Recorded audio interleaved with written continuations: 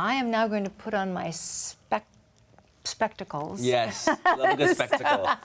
So I can read the questions that have come from our friends online. Perfect. So, at SansBC1 on Twitter, have you been victim of any kind of prejudice or discrimination for being Latin? Actually, you know, I might have. I'm sure I have in some capacity.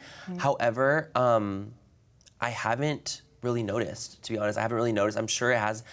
I've noticed it more in the beauty space as being a man. Because like with what I do, I feel like it kind of caters to what you do as a career. For me, it's been more of a prejudice for me being male than it has been like my race online. And I think it's actually been a really great thing. And I think that I love getting to like share my culture online and being able to talk about, you know, being Latin. And I think that there's such an amazing audience of people that are Latin online that love a Latino person to look up to. So I think that it's really, really great. And I think that for me, that was harder was being a male rather than, you know, my culture. Right. At LNMO Ammon 09 on Twitter, how do you go from working in Sephora to having your own brand sold at Sephora, and has quick success changed you in any way? I mean, wow, it's been, you know, 6 years in between. It wasn't like I just hopped into Sephora the next day. It's been a lot of hard work. It's been a lot of dedication, a lot of time, a lot of tears.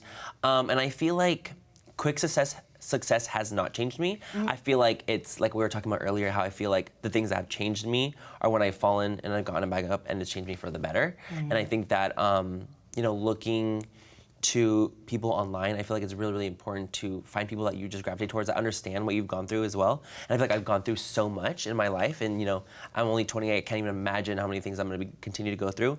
But I feel like the most I've changed is when I've realized after I've fallen and I've gone back up. At Al Brennan 911 on Twitter, I'm starting to get into makeup finally as a 31-year-old woman. My hands are not steady at all, and I can never seem to find the right color combos. Any advice on how to learn?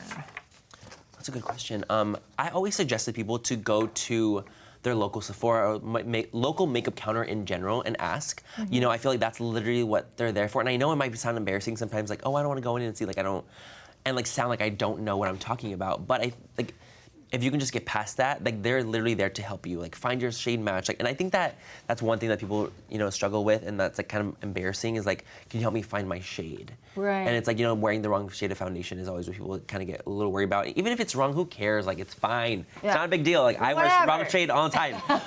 But I think that just going to your local makeup counter is really the way to go. And I think that, you know, learning from them and, you know, they're there to help you. Never miss a beat. Subscribe to Larry King now and watch new episodes every day.